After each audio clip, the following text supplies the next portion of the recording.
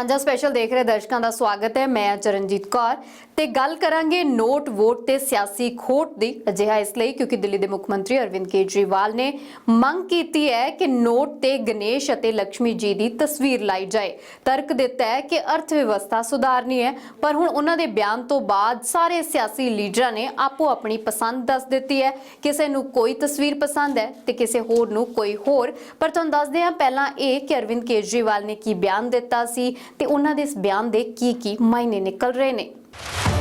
श्री गणेश जी की और श्री लक्ष्मी जी की तस्वीर भारतीय करेंसी के ऊपर लगाई है, तो उस वक्त मन के अंदर एक भाव आया, उस वक्त मन के अंदर एक बहुत स्ट्रॉन्ग भाव आया कि अगर भारतीय करेंसी के ऊपर अगर ऐसा हो। दिल्ली के मुख्य मंत्री अरविंद केजरीवाल नूं दिवाली वाले दिन जो फीलिंग आई उसने सियासी बयानबाजियां दा अजिहा सिलसिला तोड़ दिता है जो रुकन दा नाम नहीं ले रहा।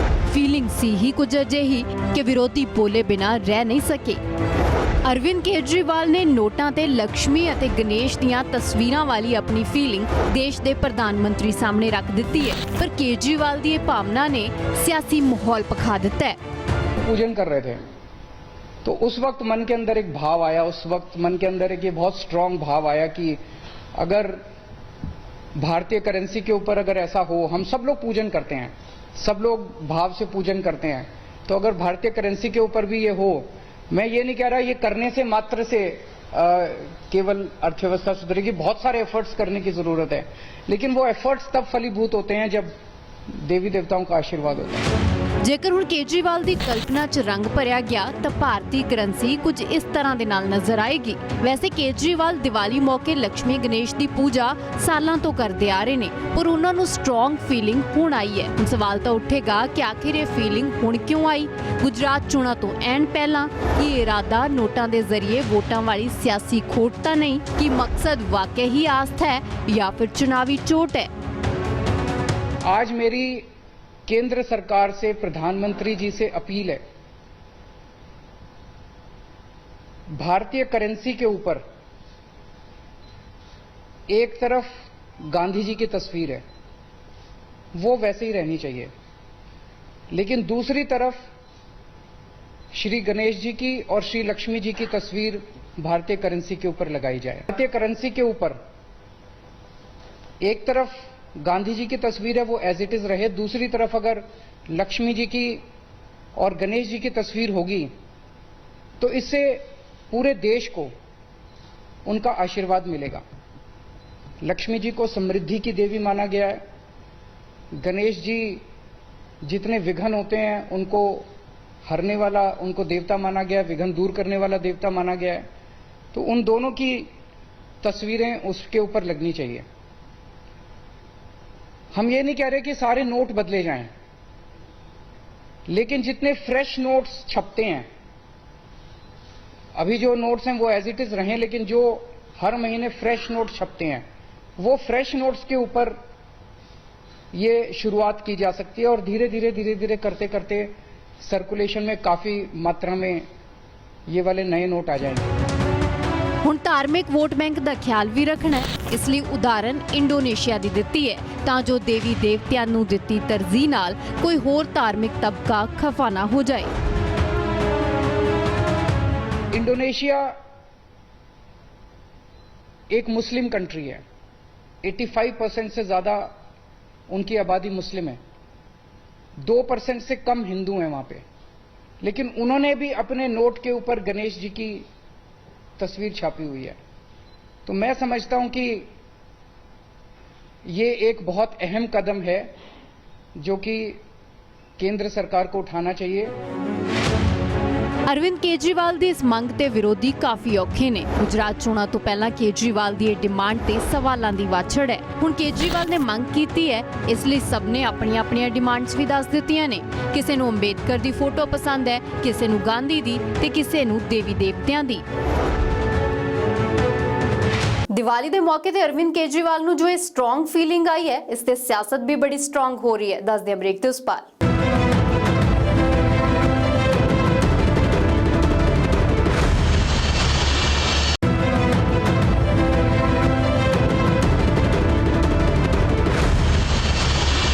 अरविंद ਕੇਜਰੀਵਾਲ ਨੇ ਜੋ ਮੰਗ ਕੀਤੀ ਹੈ ਉਸ ਨੂੰ ਬੀਜੇਪੀ ਬੇਤੁਕਾ ਕਹਿ ਰਹੀ ਹੈ। ਹਾਲਾਂਕਿ ਪੰਜਾਬ ਬੀਜੇਪੀ ਨੇ ਇਸ ਤੇ ਵੱਖਰਾ ਰਵੱਈਆ ਅਪਣਾਇਆ।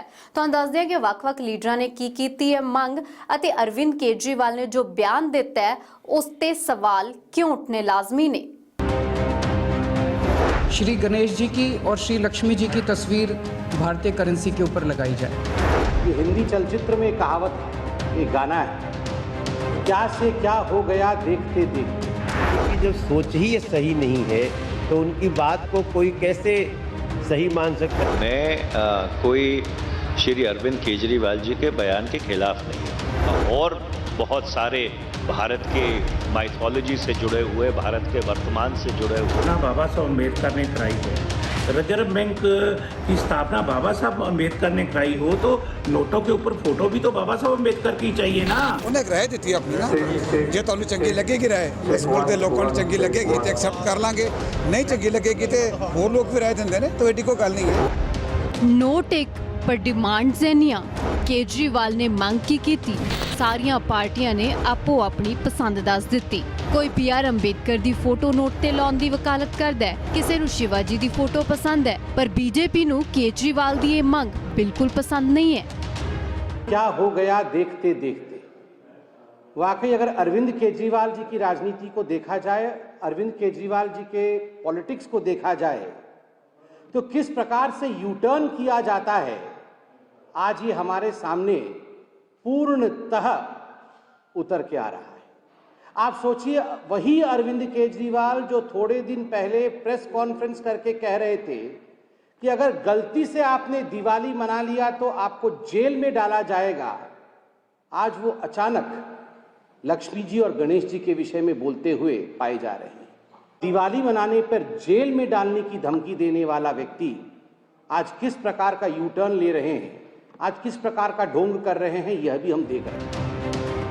केंद्र सरकार ਤਾਂ ਖੈਰ ਕੇਜਰੀਵਾਲ ਦੀ ਡਿਮਾਂਡ ਨੂੰ ਤਵੱਜੋ ਦੇਣ ਦੇ ਮੂਡ ਦੇ ਵਿੱਚ ਨਹੀਂ ਹੈ, ਪਰ ਕਾਂਗਰਸ ਨੇ ਮੰਗ ਕੀਤੀ ਹੈ ਕਿ ਅੰਬੇਡਕਰ ਦੀ ਫੋਟੋ ਲਾਈ ਜਾਏ ਤੇ ਉਧਰ ਪੰਜਾਬ ਬੀਜੇਪੀ ਨੇ ਵੀ ਕਾਂਗਰਸ ਦੀ ਇਸ ਮੰਗ ਨਾਲ ਸਹਿਮਤੀ ਜਤਾ ਦਿੱਤੀ ਹੈ। ਕੇਂਦਰੀ ਅਤੇ ਸੂਬਾਈ ਬੀਜੇਪੀ ਦੇ ਸੁਰ ਵੱਖੋ ਵੱਖਰੇ ਨਜ਼ਰ ਆਏ ਨੇ। ਕੇਂਦਰ 'ਚ ਸੱਤਾ ਧਿਰ ਬੀਜੇਪੀ ਨਾਲੋਂ ਪੰਜਾਬ ਬੀਜੇਪੀ ਨੇ ਵੱਖਰਾ ਟਰੈਕ ਲਿਆ। कोई श्री अरविंद केजरीवाल जी के बयान के खिलाफ नहीं हूँ। देखिए, भगवान लक्ष्मी जी का, गणेश जी का भारत की संस्कृति में एक विशेष स्थान है। हम लोग लक्ष्मी जी की स्तुति करते हैं कि घर में खुशहाली हो, संसार में खुशहाली हो, काम में बढ़ोतरी हो। कोई भी काम शुरू करने से पहले श्री गणेश जी की स्तुति करते और वो जो प्रभु सत्ता है उसको दिलवाने में महात्मा गांधी जी की सबसे अहम भूमिका रही है, क्योंकि भारत के आज़ादी आंदोलन के पीछे वो एक बहुत बड़ी नैतिक शक्ति थी। उसके साथ साथ उस प्रभुसत्ता को अगर संवैधानिक अमली जामा किसी ने पहनाया तो वो डॉक्टर बाबा साहब अम्बेडकर ने पहनाया। तो अगर भारत की जो नगदी है, उसकी जो प्रेजेंटेशन है, उसमें तब्दीली करनी है तो उसमें इतना लचीलापन है कि आप डॉक्टर बाबा साहब अम्बेडकर की भी उस पर चित्र लगा सकते हैं, भगवान लक्ष्मी जी का भी लगा सकते हैं, गणेश जी का भी लगा सकते हैं। इसके अलावा और बहुत सारे भारत के माइथोलॉजी से जुड़े हुए, भारत के वर्तमान से जुड़े हुए बहुत सारे ऐसी शख्सियतें हैं जिनको आप संज्ञान में ले सकते हैं। तिवारी जी की मांग का समर्थन करता हूँ। मैं महसूस करता हूँ कि जब RBI की स्थापना बाबा साहब अम्बेडकर ने कराई है, रिजर्व बैंक की स्थापना बाबा साहब अम्बेडकर ने कराई हो तो नोटों के ऊपर फोटो भी तो बाबा साहब अम्बेडकर की चाहिए ना। और हैरानगी इस बात की है कि बाबा साहब के इतिहास को मिटाने की सदियों तक साजिशें होती रही। मैं धन्यवाद देता हूँ नरेंद्र मोदी प्रधानमंत्री जी का, जिन्होंने बाबा साहब अम्बेडकर के नाम को आगे बढ़ाया और पांचों तीर्थ बाबा साहब अम्बेडकर के बना करके पूरे देश को एक अजूबा दिया है। दूसरी बात मैं कहना चाहता हूं कि जब देश के संविधान के निर्माता बाबा साहब अम्बेडकर हैं और सुप्रीम कोर्ट, हाई कोर्ट और लोअर कोर्ट में भी बाबा साहब अम्बेडकर की सब जजेस के पीछे फोटो होनी चाहिए, क्योंकि देश का संविधान बाबा साहब ने लिखा है, संविधान के निर्माता हैं और सभी कोर्ट कचहरियों में फोटो बाबा साहब की होनी चाहिए। ਪੰਜਾਬ ਹੀ ਨਹੀਂ, ਮਹਾਰਾਸ਼ਟਰ ਤੋਂ ਵੀ ਫਰਮਾਇਸ਼ਾਂ ਆਈਆਂ ਨੇ। ਮਹਾਰਾਸ਼ਟਰ ਤੋਂ ਬੀਜੇਪੀ ਲੀਡਰ ਨਿਤੇਸ਼ ਰਾਣੇ ਨੇ ਵੱਖਰਾ ਸੁਰ ਲਾਪਿਆ।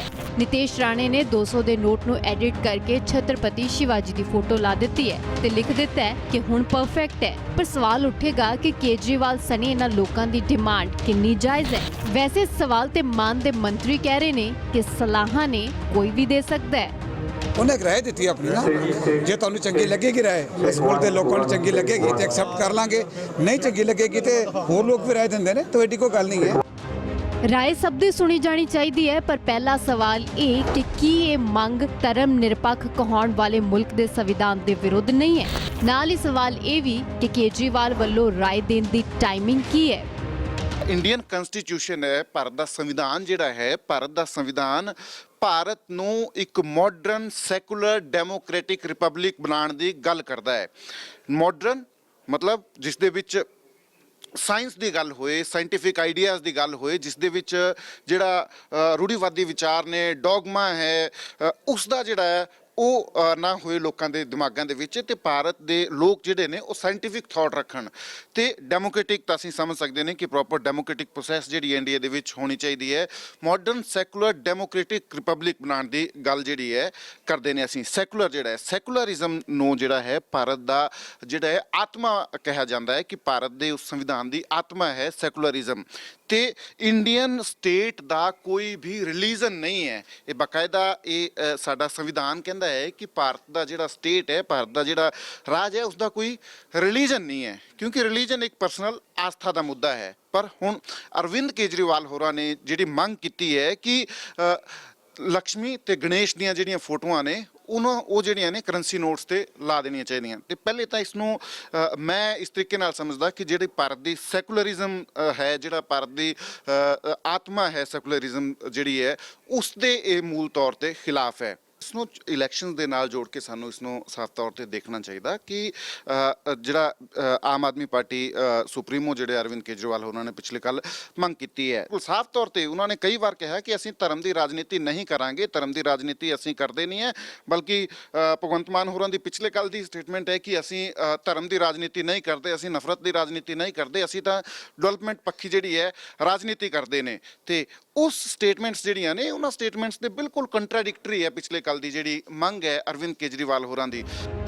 ਕੇਜਰੀਵਾਲ ਦੀ ਮੰਗ ਤੇ ਸਵਾਲ ਉੱਠਣ ਤੇ ਬੇਸ਼ੱਕ ਹੁਣ ਆਮ ਆਦਮੀ ਪਾਰਟੀ ਦੇ ਲੀਡਰ ਇਸ ਨੂੰ ਰਾਏ ਕਹਿ ਰਹੇ ਨੇ ਅਤੇ ਆਪਣੀ ਗੱਲ ਰੱਖਣ ਦਾ ਹੱਕ ਸੰਵਿਧਾਨ ਸਭ ਨੂੰ ਦਿੰਦਾ ਹੈ, ਪਰ ਬਦਲਾਅ ਲਿਆਉਣ ਦੇ ਦਾਅਵੇ ਕਰਨ ਵਾਲੀ ਅਤੇ ਧਰਮ ਦੇ ਨਾਮ ਤੇ ਸਿਆਸਤ ਨਾ ਕਰਨ ਦਾ ਦਾਅਵਾ ਕਰਨ ਵਾਲੀ ਪਾਰਟੀ ਦੇ ਸੁਪਰੀਮੋ ਵੱਲੋਂ ਜੋ ਡਿਮਾਂਡ ਕੀਤੀ ਗਈ ਹੈ ਉਸ ਤੇ ਸਵਾਲ ਉੱਠਣੇ ਲਾਜ਼ਮੀ ਨੇ। ਇੱਥੇ ਰੁਕਦੇ ਹਾਂ ਇੱਕ ਛੋਟੇ ਜਿਹੇ ਬ੍ਰੇਕ ਦੇ ਲਈ, ਪਰ ਬ੍ਰੇਕ ਤੋਂ ਉਸ ਪਾਰ ਤੁਹਾਨੂੰ ਦੱਸਾਂਗੇ ਕਿ ਨੋਟਾਂ ਤੇ ਤਸਵੀਰਾਂ ਕਿਵੇਂ ਬਦਲੀਆਂ ਜਾਂਦੀਆਂ ਨੇ, ਨੋਟਾਂ ਦੇ ਡਿਜ਼ਾਈਨ ਕਿਵੇਂ ਬਦਲਦੇ ਨੇ ਤੇ ਇਸ ਦਾ ਆਖਰੀ ਫੈਸਲਾ ਕੌਣ ਲੈਂਦਾ ਹੈ।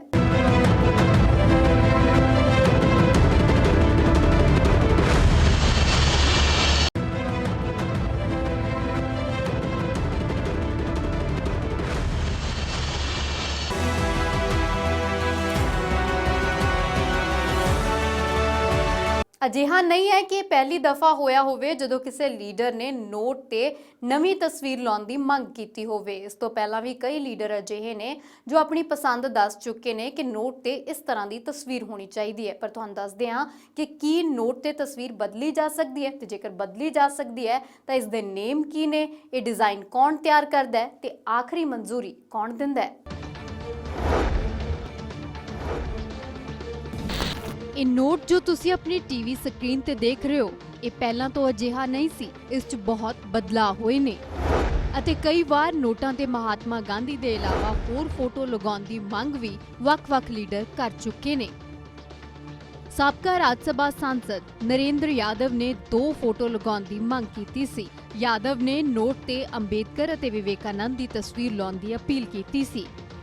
ਇਸ ਦੇ ਇਲਾਵਾ ਬੀਜੇਪੀ ਲੀਡਰ ਚੰਦਰ ਕੁਮਾਰ ਬੋਸ ਨੇ ਸੁਭਾਸ਼ ਚੰਦਰ ਬੋਸ ਦੀ ਫੋਟੋ ਨੋਟ ਤੇ ਲਾਉਣ ਦੀ ਮੰਗ ਕੀਤੀ ਸੀ। ਬੀਜੇਪੀ ਲੀਡਰ ਅਰਜੁਨ ਗੁਪਤਾ ਨੇ ਤਾਂ ਅਟਲ ਬਿਹਾਰੀ ਵਾਜਪੇਈ ਦੀ ਫੋਟੋ ਨੋਟ ਤੇ ਲਾਉਣ ਦੀ ਅਪੀਲ ਕੀਤੀ ਸੀ। ਇਸ ਦੇ ਇਲਾਵਾ ਬੀਜੇਪੀ ਲੀਡਰ ਸੁਬਰਮਨਿਅਮ ਸਵਾਮੀ ਨੇ ਵੀ ਦੇਵੀ ਲక్ష్ਮੀ ਦੀ ਫੋਟੋ ਨੋਟ ਤੇ ਲਾਉਣ ਦੀ ਮੰਗ ਕੀਤੀ ਸੀ। ਇਹ ਮੰਗਾਂ ਇਸ ਲਈ ਵੀ ਹੁੰਦੀਆਂ ਰਹੀਆਂ ਨੇ ਕਿਉਂਕਿ ਅਜਿਹਾ ਤਾਂ ਹੈ ਨਹੀਂ ਕਿ ਨੋਟ ਤੇ ਇੱਕ ਵਾਰ ਜੋ ਤਸਵੀਰ ਛਪ ਗਈ ਉਹੀ ਰਹੇਗੀ। ਇਸ 'ਚ ਬਦਲਾਅ ਕੀਤਾ ਜਾ ਸਕਦਾ ਹੈ। 1949 ਤੋਂ ਪਹਿਲਾਂ ਰੁਪਏ ਤੇ ਇੰਗਲੈਂਡ ਦੇ ਰਾਜੇ ਦੀ ਫੋਟੋ ਹੁੰਦੀ ਸੀ, ਪਰ ਜਦੋਂ 1950 ਦੇ ਵਿੱਚ ਭਾਰਤ ਗਣਰਾਜ ਬਣਿਆ ਤਾਂ ਨੋਟਾਂ ਤੇ ਤਸਵੀਰ ਵੀ ਬਦਲੀ। 1950 ਚ ਨੋਟ ਤੇ ਅਸ਼ੋਕ ਸਤੰਭ ਲੱਗ ਗਿਆ। 1969 ਦੇ ਵਿੱਚ ਨੋਟ ਤੇ ਮਹਾਤਮਾ ਗਾਂਧੀ ਦੀ ਤਸਵੀਰ ਲੱਗੀ। ਉਦੋਂ ਤੋਂ ਲਗਾਤਾਰ 53 ਸਾਲਾਂ ਤੋਂ ਗਾਂਧੀ ਦੀ ਤਸਵੀਰ ਹੀ ਨੋਟਾਂ ਤੇ ਲੱਗੀ ਹੈ। ਕਾਂਗਰਸ ਅਤੇ ਬੀਜੇਪੀ ਦੀਆਂ ਸਰਕਾਰਾਂ ਰਹੀਆਂ, ਪਰ ਕਿਸੇ ਨੇ ਵੀ ਨੋਟਾਂ ਤੋਂ ਗਾਂਧੀ ਦੀ ਤਸਵੀਰ ਹਟਾਉਣ ਦੀ ਗੱਲ ਨਹੀਂ ਕੀਤੀ। ਅਰਵਿੰਦ ਕੇਜਰੀਵਾਲ ਨੇ ਵੀ ਗਾਂਧੀ ਦੀ ਤਸਵੀਰ ਹਟਾਉਣ ਬਾਰੇ ਨਹੀਂ ਕਿਹਾ, ਸਗੋਂ ਨਾਲ ਹੀ ਲక్ష్ਮੀ ਅਤੇ ਗਣੇਸ਼ ਜੀ ਦੀ ਤਸਵੀਰ ਲਾਉਣ ਦੀ ਮੰਗ ਕਰ ਦਿੱਤੀ ਹੈ। ਕਿ ਇਸ ਤਰ੍ਹਾਂ ਦੇ ਨਾਲ ਕੀਤੀ ਮੰਗ ਪੂਰੀ ਹੋ ਸਕਦੀ ਹੈ ਤਾਂ ਉਸ ਦਾ ਜਵਾਬ ਰਿਜ਼ਰਵ ਬੈਂਕ ਦੇ ਨੇਮ ਅਤੇ ਭਾਰਤ ਸਰਕਾਰ ਕੋਲ ਜੋ ਅਧਿਕਾਰ ਨੇ ਉਹਨਾਂ ਦਾ ਜ਼ਿਕਰ ਕਰਕੇ ਦਿੱਤਾ ਜਾ ਸਕਦਾ ਹੈ। ਤੁਸੀਂ ਇਹ ਵੀ ਜਾਣ ਲਵੋ ਕਿ ਆਖਿਰ ਨੋਟਾਂ ਦਾ ਡਿਜ਼ਾਈਨ ਤਿਆਰ ਕੌਣ ਕਰਦਾ ਹੈ ਤੇ ਕੌਣ ਬਣਾਉਂਦਾ ਹੈ, ਕਿਵੇਂ ਨੋਟ ਦੇ ਡਿਜ਼ਾਈਨ 'ਚ ਬਦਲਾਅ ਕੀਤਾ ਜਾਂਦਾ ਹੈ, ਇਸ ਦੀ ਮਨਜ਼ੂਰੀ ਕੌਣ ਦਿੰਦਾ ਹੈ। ਸੈਂਟਰਲ ਬੈਂਕ ਨੋਟ ਦਾ ਡਿਜ਼ਾਈਨ ਤਿਆਰ ਕਰਦਾ ਹੈ। ਡਿਜ਼ਾਈਨ ਆਰਬੀਆਈ ਦੇ ਸੈਂਟਰਲ ਬੋਰਡ ਸਾਹਮਣੇ ਪੇਸ਼ ਕੀਤਾ ਜਾਂਦਾ ਹੈ। Reserve bank of India act 1934 the section 22 board ਨੂੰ ਹੱਕ ਦਿੰਦਾ ਹੈ। ਰੁਪਏ ਦੇ ਡਿਜ਼ਾਈਨ 'ਚ ਬਦਲਾਅ ਦਾ ਫੈਸਲਾ ਆਰਬੀਆਈ ਅਤੇ ਕੇਂਦਰ ਸਰਕਾਰ ਕਰਦੀ ਹੈ। ਆਰਬੀਆਈ ਦੇ ਸੈਂਟਰਲ ਬੋਰਡ ਅਤੇ ਕੇਂਦਰ ਸਰਕਾਰ ਦੀ ਇਜਾਜ਼ਤ ਦੇ ਬਾਅਦ ਹੀ ਬਦਲਾਅ ਕੀਤਾ ਜਾਂਦਾ ਹੈ। ਆਰਬੀਆਈ ਦੇ ਸੈਂਟਰਲ ਬੋਰਡ ਅਤੇ ਕੇਂਦਰ ਸਰਕਾਰ ਦੀ ਇਜਾਜ਼ਤ ਦੇ ਬਾਅਦ ਹੀ ਨੋਟ ਦੇ ਡਿਜ਼ਾਈਨ ਦੇ ਵਿੱਚ ਬਦਲਾਅ ਹੋ ਸਕਦਾ ਹੈ। ਆਰਬੀਆਈ ਦਾ ਕਰੰਸੀ ਮੈਨੇਜਮੈਂਟ ਡਿਪਾਰਟਮੈਂਟ ਡਿਜ਼ਾਈਨ ਦੀ ਨਿਗਰਾਨੀ ਕਰਦਾ ਹੈ। ਡਿਜ਼ਾਈਨ 'ਚ ਬਦਲਾਅ ਤੋਂ ਬਾਅਦ ਆਰਬੀਆਈ ਦਾ ਸੈਂਟਰਲ ਬੋਰਡ ਪਰਖ ਕਰਦਾ ਹੈ। ਆਖਿਰ ਤੇ ਕੇਂਦਰ ਸਰਕਾਰ ਬਦਲਾਅ ਨੂੰ ਹਰੀ ਝੰਡੀ ਦਿੰਦੀ ਹੈ। ਸਪਸ਼ਟ ਹੈ ਕਿ ਭਾਰਤ ਸਰਕਾਰ ਦੀ ਮਨਜ਼ੂਰੀ ਅਹਿਮ ਹੈ। ਇਸੇ ਲਈ ਕੇਜਰੀਵਾਲ ਨੇ ਵੀ ਸਿੱਧਾ ਪ੍ਰਧਾਨ ਮੰਤਰੀ ਨੂੰ ਅਪੀਲ ਕੀਤੀ ਹੈ ਕਿ ਬਦਲਾਅ ਕੀਤਾ ਜਾਏ। ਕਾਗਜ਼ ਦੇ ਜਿਸ ਨੋਟ ਤੇ ਇੰਨਾ ਵਿਵਾਦ ਹੋਇਆ, ਜਿਸ ਤੇ ਤਸਵੀਰਾਂ ਬਦਲਣ ਦੇ ਲਈ ਸਿਆਸਤ ਪੂਰੀ ਗਰਮਾ ਗਈ ਹੈ, ਆਖਿਰ ਇਸ ਦੀ ਪੂਰੀ ਕਹਾਣੀ ਕੀ ਹੈ, ਦੱਸਦੇ ਹਾਂ ਬ੍ਰੇਕ ਦੇ ਉਸ ਪਾਰ।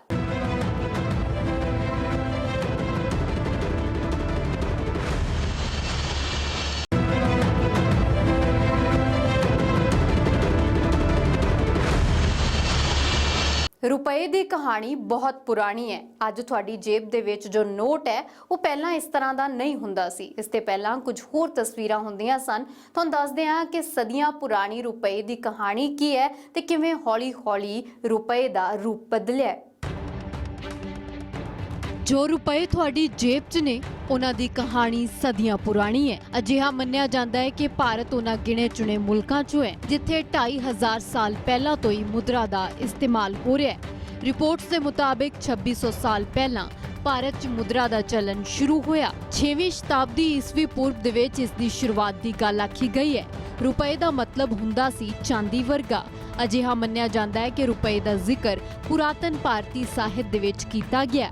ਇਤਿਹਾਸਕਾਰ ਦੱਸਦੇ ਨੇ ਕਿ ਮੌਰਿਆ ਕਾਲ 'ਚ ਰੁਪਇਆ ਚੱਲਣ ਦੇ ਵਿੱਚ ਸੀ। ਹਾਲਾਂਕਿ ਉਸ ਵੇਲੇ ਮੁਦਰਾ ਕਿਹੋ ਜਿਹੀ ਸੀ ਇਸ ਬਾਰੇ ਜ਼ਿਆਦਾ ਜਾਣਕਾਰੀ ਨਹੀਂ ਹੈ, ਪਰ ਇੰਨਾ ਜ਼ਰੂਰ ਹੈ ਕਿ ਚੰਦਰਗੁਪਤ ਮੌਰਿਆ ਦੇ ਗੁਰੂ ਚਾਣਕਿਆ ਨੇ ਅਰਥ ਸ਼ਾਸਤਰ 'ਚ ਇਸ ਦਾ ਜ਼ਿਕਰ ਕੀਤਾ ਹੈ। ਪਰ ਇਹ ਗੱਲ ਸਹੀ ਹੈ ਕਿ ਕਾਗਜ਼ ਦੀ ਜਿਸ ਮੁਦਰਾ ਨੂੰ ਅੱਜ ਰੁਪਈਆ ਕਿਹਾ ਜਾਂਦਾ ਹੈ, ਇਹ ਚਾਂਦੀ ਦੇ ਸਿੱਕੇ ਦੇ ਰੂਪ 'ਚ ਪ੍ਰਚਲਨ 'ਚ ਆਇਆ ਸੀ। ਦੱਸਿਆ ਜਾਂਦਾ ਹੈ ਕਿ 16ਵੀਂ ਸ਼ਤਾਬਦੀ ਦੇ ਵਿੱਚ ਇੱਕ ਵਾਰ ਫਿਰ ਰੁਪਏ ਨੇ ਭਾਰਤ ਦੇ ਦੁਆਰ ਤੇ ਦਸਤਕ ਦਿੱਤੀ। ਉਦੋਂ ਭਾਰਤ 'ਚ ਸ਼ੇਰ ਸ਼ਾਹ ਸੂਰੀ ਦਾ ਰਾਜ ਸੀ। ਸ਼ੇਰ ਸ਼ਾਹ ਸੂਰੀ ਨੇ ਦਿੱਲੀ ਦੀ ਸਲਤਨਤ ਤੇ 1540 ਤੋਂ 1545 ਤੱਕ ਰਾਜ ਕੀਤਾ। ਸ਼ੇਰ ਸ਼ਾਹ ਸੂਰੀ ਨੇ ਚਾਂਦੀ ਦਾ ਸਿੱਕਾ ਜਾਰੀ ਕੀਤਾ। ਸਿੱਕੇ ਦਾ ਵਜ਼ਨ 178 ਗ੍ਰੇਨ ਸੀ। 20ਵੀਂ ਸਦੀ ਤੋਂ ਪਹਿਲਾਂ ਤੱਕ ਇਹ ਪ੍ਰਚਲਿਤ ਰਿਹਾ। ਚਾਂਦੀ ਦੇ ਸਿੱਕੇ ਨਾਲ ਸੋਨੇ ਦੇ ਸਿੱਕੇ ਵੀ ਜਾਰੀ ਕੀਤੇ ਜਾਂਦੇ ਸਨ, ਜਿਨ੍ਹਾਂ ਨੂੰ ਮੋਹਰ ਦੇ ਨਾਮ ਨਾਲ ਜਾਣਿਆ ਜਾਂਦਾ ਸੀ। ਅੱਜ ਭਾਰਤੀ ਮੁਦਰਾ ਦੇ ਦੋ ਰੂਪ ਨੇ, ਇੱਕ ਕਾਗਜ਼ੀ ਅਤੇ ਦੂਜਾ ਸਿੱਕੇ। ਪਰ ਅੰਗਰੇਜ਼ਾਂ ਦੇ ਆਉਣ ਤੋਂ ਪਹਿਲਾਂ ਸਿੱਕੇ ਹੀ ਸਨ ਅਤੇ ਉਹ ਵੀ ਇੱਕੋ ਜਿਹੇ ਨਹੀਂ ਸਨ। ਮਤਲਬ ਇੱਕ ਮੁਦਰਾ ਇੱਕ ਥਾਂ ਤੇ ਯੋਗ ਸੀ, ਪਰ ਦੂਜਾ ਰਾਜਾ ਉਸ ਨੂੰ ਅਸਵੀਕਾਰ ਕਰ ਦਿੰਦਾ ਸੀ। ਮਿਸਾਲ ਦੇ ਤੌਰ ਤੇ ਹੈਦਰਾਬਾਦ ਦੇ ਨਿਜ਼ਾਮ ਦੇ ਸਿੱਕੇ ਅਲੱਗ ਸਨ, ਜਦੋਂ ਕਿ ਸਿੱਖਾਂ ਦੇ ਸਿੱਕੇ ਵੱਖ ਸਨ। ਬਾਅਦ 'ਚ ਸਮਾਨਤਾ ਮੁਗਲ ਲੈ ਕੇ ਆਏ। ਰੁਪਏ ਦੇ ਨਾਮ ਨਾਲ ਬਾਜ਼ਾਰ 'ਚ ਆਏ ਸਿੱਕੇ ਸਭ ਜਗ੍ਹਾ ਚੱਲਣ ਲੱਗੇ। ਰੁਪਏ ਦੇ ਸਫ਼ਰ ਨੂੰ ਜੋ ਜਾਣਦੇ ਅਤੇ ਸਮਝਦੇ ਨੇ, ਉਹਨਾਂ ਦਾ ਇਹ ਵੀ ਕਹਿਣਾ ਹੈ ਕਿ 19ਵੀਂ ਸ਼ਤਾਬਦੀ 'ਚ ਟਕਸਾਲ 'ਚ ਢਲ ਕੇ ਨਿਕਲਣ ਵਾਲੇ ਸਿੱਕੇ ਸਭ ਤੋਂ ਛੋਟੀ ਯੂਨਿਟ ਸੀ। ਪੈਸੇ ਦਾ ਸਭ ਤੋਂ ਛੋਟਾ ਹਿੱਸਾ ਤੇ ਰਸਮੀ ਤੌਰ ਤੇ ਆਨੇ ਦਾ 12ਵਾਂ ਹਿੱਸਾ 1 ਪਾਈ ਦੇ ਬਰਾਬਰ ਹੁੰਦਾ ਸੀ। मतलब 3 ਪਾਈ ਦਾ 1 ਪੈਸਾ, 4 ਪੈਸੇ ਦਾ 1 ਆਨਾ ਤੇ 16 ਆਨਾ 1 ਰੁਪਈਆ। ਕਾਗਜ਼ ਦੇ ਰੁਪਏ ਦੇ ਚੱਲਣ ਦੀ ਗੱਲ ਕਰੀਏ ਤਾਂ ਰਿਪੋਰਟਸ ਦੇ ਮੁਤਾबिक 19ਵੀਂ ਸਦੀ 'ਚ ਬੈਂਕ ਆਫ ਹਿੰਦੁਸਤਾਨ ਨੇ ਇਸ ਦੀ ਸ਼ੁਰੂਆਤ ਕੀਤੀ ਸੀ। रुपए के इतिहास नूं करीब तो जानने वाले लोग दसदे ने कि 1861 च 10 रुपए का नोट बाजार च आया सी। 1864 च 20 रुपए का नोट आया। 8 साल बाद 5 रुपए का नोट आया। 1900 ਦੇ ਵਿੱਚ 100 रुपए का नोट बाजार च आया, जदों कि 1905 ਦੇ ਵਿੱਚ 50 रुपए के नोट की शुरुआत हुई। कहानी इत्थे ही नहीं रुकती। 1907 ਦੇ ਵਿੱਚ 500 रुपए का नोट आया। आजाद भारत च आने की शुरुआत 15 अगस्त 1950 ਨੂੰ ਹੋਈ ਸੀ। ਇਹ ਆਜ਼ਾਦ ਭਾਰਤ ਦਾ ਪਹਿਲਾ ਸਿੱਕਾ ਸੀ। ਇਸ ਤੇ ਰਾਜਾ ਦੀ ਫੋਟੋ ਦੀ ਥਾਂ ਤੇ ਬਹਾਦਰੀ ਦੇ ਪ੍ਰਤੀਕ ਅਸ਼ੋਕ ਸਤੰਭ ਦੀ ਫੋਟੋ ਲਾਈ ਗਈ ਸੀ। ਪਹਿਲਾ 16 ਆਨਿਆਂ ਦਾ 1 ਰੁਪਿਆ ਹੁੰਦਾ ਸੀ ਤੇ ਬਾਅਦ ਚ 100 ਪੈਸਿਆਂ ਦਾ 1 ਰੁਪਿਆ ਹੋ ਗਿਆ। 1950 ਦੇ ਵਿੱਚ 2, 5, 10 ਅਤੇ 100 ਰੁਪਏ ਦੇ ਨਵੇਂ ਨੋਟ ਬਣੇ। ਰਿਜ਼ਰਵ ਬੈਂਕ ਤੋਂ ਪਹਿਲਾਂ ਭਾਰਤ ਸਰਕਾਰ ਹੀ ਨੋਟ ਛਾਪਦੀ ਸੀ। 1938 ਦੇ ਵਿੱਚ ਰਿਜ਼ਰਵ ਬੈਂਕ ਹੋਂਦ ਚ ਆਇਆ। ਰਿਜ਼ਰਵ ਬੈਂਕ ਨੇ 5 ਰੁਪਏ ਦਾ ਪਹਿਲਾ ਨੋਟ ਜਾਰੀ ਕੀਤਾ। 100,000 ਰੁਪਏ ਦੇ ਨੋਟ ਵੀ ਰਿਜ਼ਰਵ ਬੈਂਕ ਨੇ ਜਾਰੀ ਕੀਤੇ ਸਨ। ਸਾਲ 1949 ਦੇ ਵਿੱਚ 1 ਰੁਪਏ ਦਾ ਨਵਾਂ ਨੋਟ ਲਿਆਂਦਾ ਗਿਆ। 1964 ਦੇ ਵਿੱਚ 1000, 5000 ਅਤੇ 10000 ਦੇ ਨੋਟ ਮੁੜ ਤੋਂ ਬਾਜ਼ਾਰ 'ਚ ਵਾਪਸ ਆਏ। ਹਾਲਾਂਕਿ 1978 ਦੇ ਵਿੱਚ ਵੱਡੀ ਕਰੰਸੀ ਨੂੰ ਬੰਦ ਕਰ ਦਿੱਤਾ ਗਿਆ। ਭਾਰਤੀ ਰੁਪਏ ਦੀ ਕਹਾਣੀ ਜਿੰਨੀ ਲੰਬੀ ਹੈ ਉਨੀ ਰੋਚਕ ਵੀ। ਹਰ ਮੋੜ ਤੇ ਰੁਪਏ 'ਚ ਕੋਈ ਨਾ ਕੋਈ ਬਦਲਾਅ ਹੁੰਦਾ ਰਿਹਾ ਹੈ। ਸੁਰੱਖਿਆ ਕਾਰਨਾਂ ਕਰਕੇ ਬਦਲਾਅ ਅੱਜ ਵੀ ਹੁੰਦੇ ਰਹਿੰਦੇ ਨੇ। ਆਜ਼ਾਦੀ ਦੇ ਬਾਅਦ ਇਸ ਗੱਲ ਤੇ ਸਹਿਮਤੀ ਬਣੀ ਸੀ ਕਿ ਅਸ਼ੋਕ ਚਿੰਨ੍ਹ ਦੀ ਥਾਂ ਤੇ ਮਹਾਤਮਾ ਗਾਂਧੀ ਦੀ ਤਸਵੀਰ ਲਾਈ ਜਾਏਗੀ। ਹਾਲਾਂਕਿ ਬਾਅਦ 'ਚ ਸਹਿਮਤੀ ਅਸ਼ੋਕ ਚੱਕਰ ਤੇ ਹੀ ਰਹੀ। ਇੱਕ ਵਕਤ ਸੀ ਜਦੋਂ 2 ਰੁਪਏ ਦੇ ਨੋਟ ਤੇ ਬਾਗ ਦਾ ਚਿੱਤਰ ਸੀ। 5 ਰੁਪਏ ਦੇ ਨੋਟ ਤੇ ਸਾਂਬਰ ਅਤੇ ਹਿਰਨ ਦੀ ਤਸਵੀਰ ਸੀ।